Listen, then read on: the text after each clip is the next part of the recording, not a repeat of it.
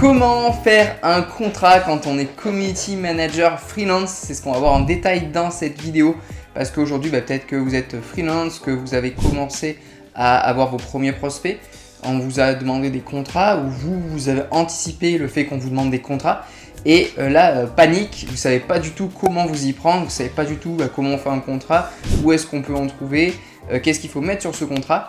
Et ce que je vous propose dans cette vidéo, c'est qu'on voit tout ça en détail. C'est parti!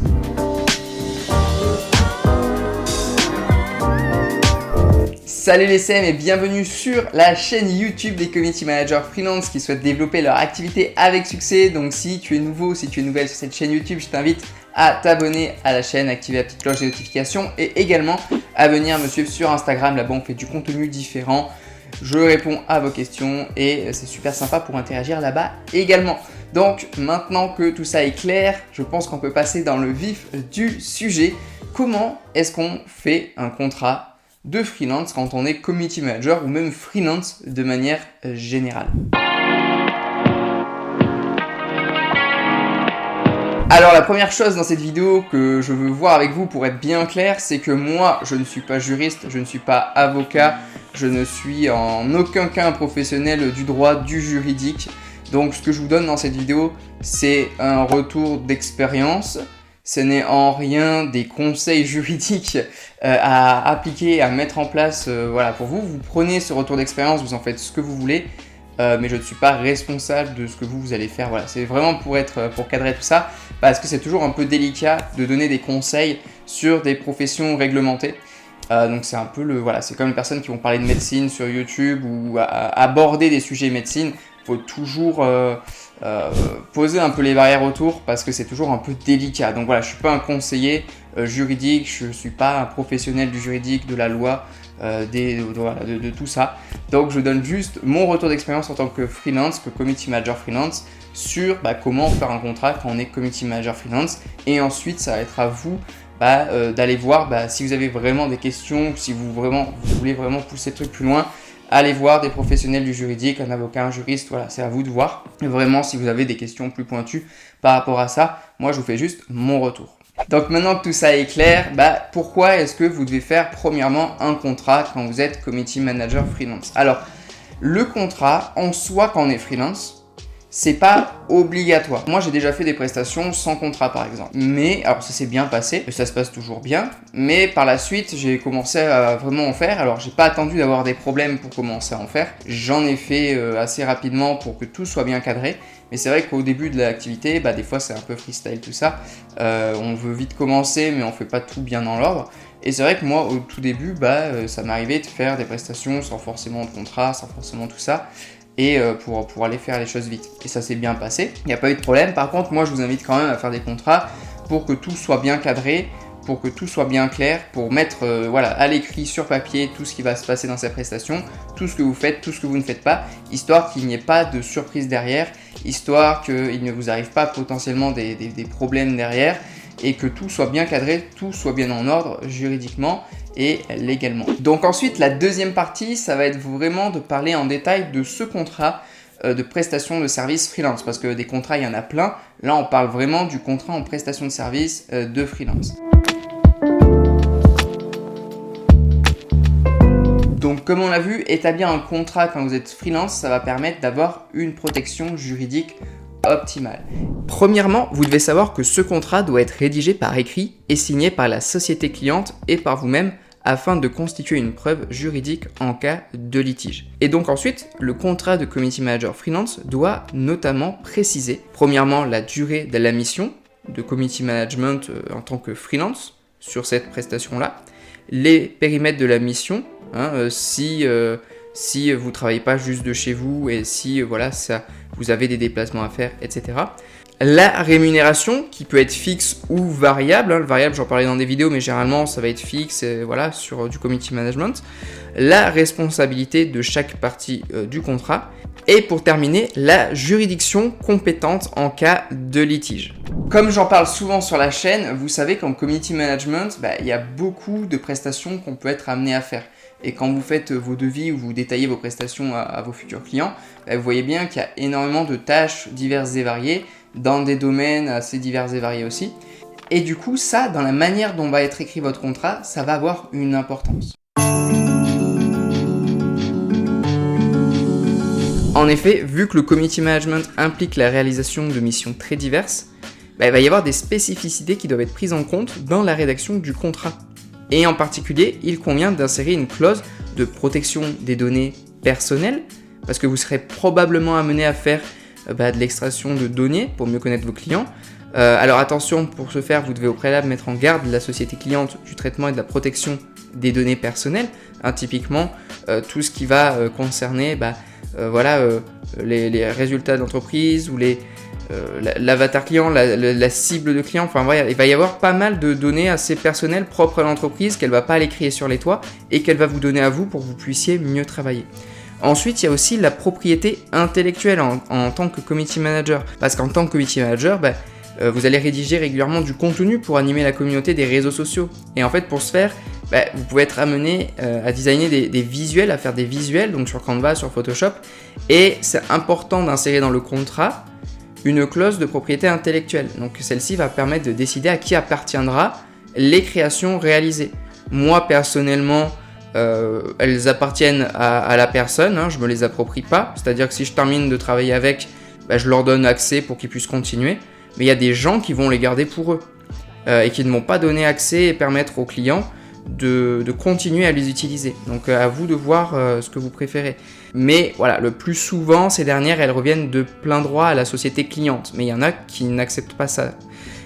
Donc la clause de propriété intellectuelle doit alors également encadrer le transfert de propriété du community manager freelance vers la société cliente. Il y a aussi une clause de confidentialité et de non-concurrence ou de non-concurrence. Moi, c'est quelque chose qui m'était arrivé au début de mon activité.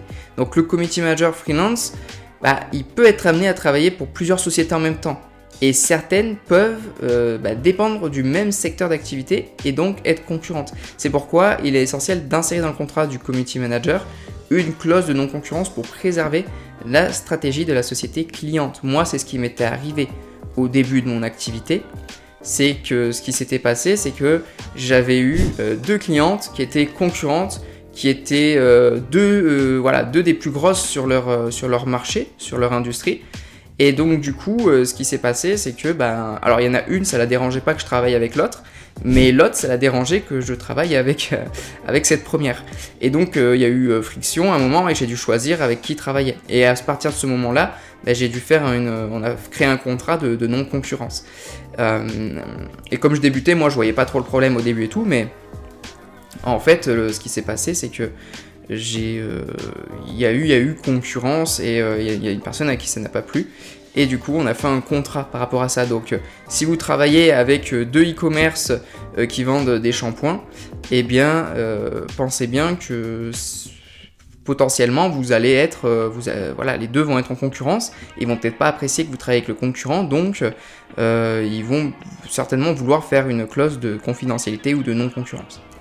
Et pour terminer, il y a une clause relative à la liberté d'expression et au respect des personnes, parce que en tant que CM, vous ne devez pas porter atteinte à la vie privée et au droit d'image d'autrui.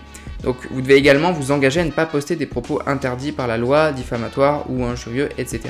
On ne sait jamais ce qui peut prendre à une personne, je pense que vous êtes suffisamment équilibré pour pas faire ça, mais parfois, on ne sait pas ce qui peut se passer. On représente quand même la marque sur les réseaux sociaux et il faut que ce soit encadré au niveau de ce qu'on peut dire, ne pas dire, quand on va répondre à des personnes, quand on va communiquer au nom de cette marque. Voilà. Comme ça, c'est bien tout cadré. Donc voilà pour les principaux points à mentionner dans votre contrat. Donc tout ça, c'est bien beau, mais je pense bien que là, vous vous dites, ok, mais comment j'écris tout ça sur un contrat? Parce que là, c'est peut-être vous avez des informations, mais dans votre tête, c'est peut-être un peu le bordel. Donc moi, ce que je vous propose, c'est de vous montrer, déjà de vous expliquer comment vous pouvez trouver des contrats et les remplir, et aussi comment ça se présente ces contrats-là. Premièrement, il faut savoir que vous n'êtes pas obligé de passer forcément par un avocat, un juriste, tout ça. Alors c'est toujours plus...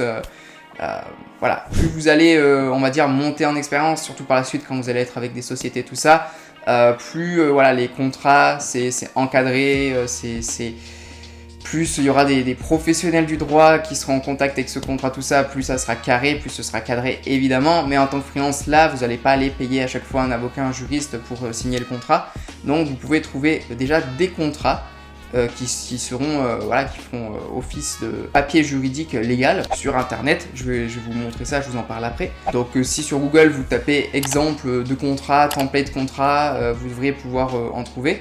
Après, ça sera peut-être pas toujours adapté au community management. Donc moi, ce que je vous propose dans cette vidéo là, c'est de vous montrer à l'écran un template de contrat, et également de vous le mettre juste en dessous pour que vous puissiez le télécharger. Donc vous pouvez le télécharger facilement, il n'y aura pas besoin de rentrer votre email ou quoi. Donc ce contrat par exemple, je l'ai pris sur un site qui s'appelle Legal Place, donc qui est un site francophone sur tout ce qui est droit juridique, qui parle de contrat, tout ça, et de pas mal de choses. Mais vous pouvez en trouver partout ailleurs. Donc voilà, je mentionne et remercie ce site parce qu'il m'a aidé aussi à faire cette vidéo. Moi je suis pas un expert juridique comme je vous ai dit. Voilà, toutes les sources des contrats, tout ça, c'est pas un truc que je connais par cœur, que je kiffe, hein. C'est pareil, les vidéos sur les factures, sur les devis, tout ça, c'est pas un truc où je maîtrise le mieux, contrairement à d'autres sujets sur la chaîne comme les offres, trouver des clients, les réseaux sociaux en eux-mêmes, et les erreurs à pas faire, etc.